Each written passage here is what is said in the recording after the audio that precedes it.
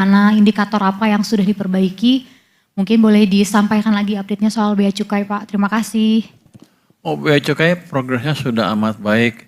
Kita sudah kocok ulang lah pegawai-pegawai di sana.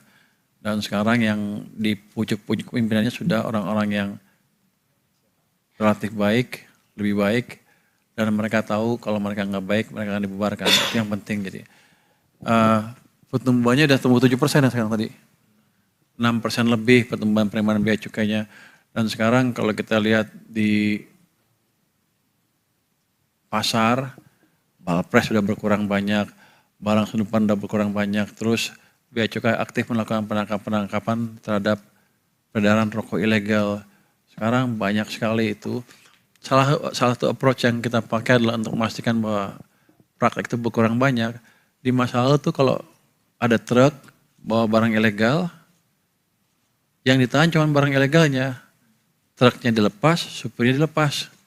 Jadi cost untuk melakukan praktek ilegal murah, cuma barangnya kalau ketangkep ya udah, kalau nggak ketangkep untung dia. Sekarang kita ubah aturannya, bukan kita ubah sedikit lah. Setiap truk atau kendaraan yang melakukan praktek ilegal, tahan dulu sampai clear betul. Tapi saya tahan betul supaya cost untuk melakukan praktek ilegal itu menjadi mahal. Jadi sekarang di seluruh kantor bea cukai di seluruh Indonesia mungkin itu penuh dengan truk-truk atau mobil-mobil yang mengangkut barang ilegal itu. Di sini ada bea cukai siapa? Ada bea cukai ada? Coba jelasin di Semarang ada berapa mobil-mobil itu?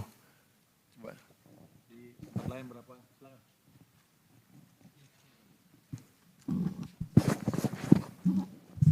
Di pelabuhan, di bandara juga semakin ketat sekarang. Penyelundupan emas banyak yang ditangkap. Silakan, Pak. Siap Pak, izin Pak Menteri dan para pimpinan. Kami sampaikan bahwa di lapangan teman-teman bea cukai sangat aware dan sangat concern dengan arahan Pak Menteri, termasuk terkait dengan penindakan di bidang cukai Bapak. Jadi UR yang selama ini seperti Pak Menteri sampaikan, kita lebih intensifkan untuk ke arah yang lebih membuat efek jerah Bapak. Jadi termasuk terkait dengan barang putih, truk dan pengangkut, kita upayakan untuk bisa ditegah juga Pak, tidak hanya barang bukti berupa barang non cukai Pak. Demikian Pak.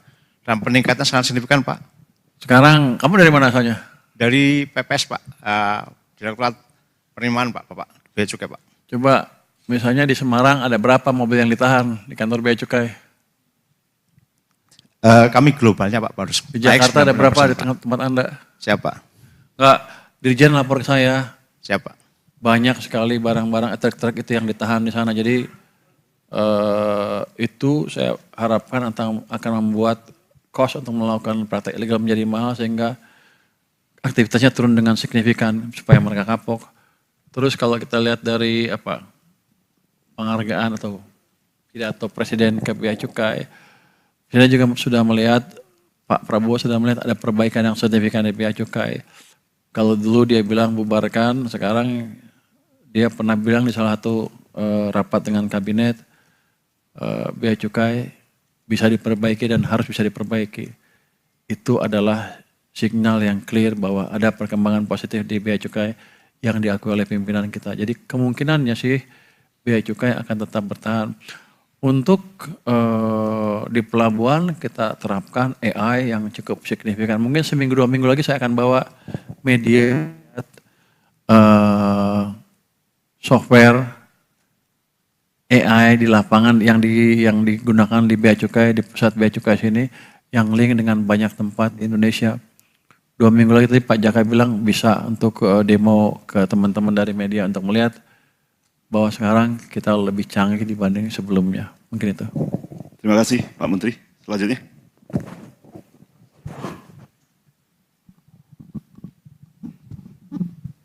Halo, cek. Izin Pak Menkyu, Pak Wamen, saya Adin dari BTV Berita 1 Pak. Izin Pak, mau bertanya terkait keluhan kepala daerah nih Pak, para kepala daerah mengeluhkan DBH atau dana bagi hasil itu belum cair Pak. Itu yang pertama. Terus yang kedua, kemarin Pak Menkes curhat di DPR Pak, kalau anggaran di 2025 ya Pak, dana Kemenkes sebesar 12,3 triliun itu sempat diblokir di Kementerian Keuangan Pak, sehingga menghambat program TB, layanan kesehatan primer dan pengadaan obat dan alat kesehatan Pak. Sekiranya itu kenapa ya Pak? Terus yang ketiga terkait ini kan pertumbuhan ekonomi kita kan positif terus ya Pak, di atas 5%, bahkan di Yang ketiga apa tadi? yang ketiga terkait tren pertumbuhan ekonomi kita kan Pak positif terus Pak, di atas 5%, bahkan di triwulan 1 kita 5,61% Pak. Tapi tren di PHK perusahaan itu makin meningkat Pak, bahkan di Januari sampai bulan Mei saja sudah 43.000 orang ter-PHK Pak. Sekiranya itu ada, kenapa ya Pak, ada anomali seperti itu Pak? Terima kasih. Oke, Anda pertanyaan 3 ya, saya lupa semua udah. DBH belum cair. DBH belum cair. Ya, Gini, yang DBH kan di undang-undangnya disesuaikan dengan kondisi keuangan pemerintah. Jadi kan kita lihat dulu seperti apa. Dan kita perhatikan juga daerah-daerah yang kurang seperti apa sih. Kita monitor betul setiap daerah. Nanti kita akan diskusi dengan Pak Mendag. Tapi kita akan minta petunjuk Presiden bagaimana untuk mengatasi. Jadi kita akan pastikan bahwa tidak ada daerah yang betul-betul collapse gara-gara nggak ada anggaran ya. Yang kedua apa tadi? Yang kedua terkait anggaran Kemenkes Pak di 2025. Kemenkes kami belum tahu, Pak Dirjen belum tahu. Tapi lain kali kalau Kemenkes ngadu jangan di DPR. Kan dia pemerintah, minta ke Presiden lah. Nanti Presiden ketok saya, selesai. Terus yang ketiga apa? Yang ketiga terkait tren pertumbuhan ekonomi terus di atas 5% tapi masih terjadi PHK Pak. Anda punya data penciptaan lapangan kerja nggak?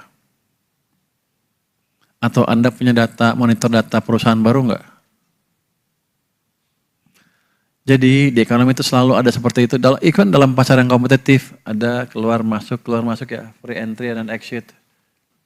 Jadi Anda jangan lihat yang exit aja. Karena di ekonomi yang lagi tumbuh pun ada perusahaan bangkrut. Jadi mesti dilihat yang tercipta seperti apa lapangan kerjanya. Kalau kita lihat unemployment turun, sepertinya sih banyak adanya penciptaan lapangan kerja dibanding yang keluar. Justru pertumbuhan ekonomi menggambarkan itu sebetulnya. Jadi jangan lihat satu sisi aja. Mungkin juga saya salah, tapi carilah data yang itu. Tapi kalau kita lihat tadi data agregatnya, kan turun. Pertumbuhan ekonomi 5,6 itu kan tertinggi triwulan pertama sejak tahun 2013 katanya. Lucu, dibandingnya triwulan pertama. Jadi harusnya kondisi ekonomi memang baik secara agregat. Bukan berarti nggak ada pemecatan, nggak ada perusahaan tutup, pasti ada. Cuman kita lihat yang baru berapa. Harusnya lebih banyak yang baru di perusahaan yang baru atau yang menciptakan lapangan kerja baru dibandingkan dengan yang perusahaan bangkrut atau keluar. Tapi kita monitor terus keadaan itu, makanya pemerintah kan ngasih stimulus macam-macam ke perekonomian kan, supaya ekonomi bisa tumbuh lebih cepat. Jadi kalau ekonomi tumbuh lambat, nanti itu banyak yang terjadi tuh, pemecatan-pemecatan dibanding perusahaan-perusahaan baru. Jadi kita dorong ekonominya di level makro ya, angkanya seperti itu. Tapi di bawahnya adalah penciptaan lapangan kerja atau enggak, seperti itu. Jadi makro sama mikro itu bukan hal yang lepas. Makro kira-kira adalah penyumbulan dari mikro. Nah, mungkin makronya bagus kalau mikronya jelek. Kira-kira itu. Jadi kalau lihat agregat harus dilihat betul berapa perusahaan yang berapa penciptaan lapangan kerja baru, berapa pengangguran baru. Nanti dikurangin. Di situ baru kelihatan gambaran makro yang sebetulnya. Mungkin itu.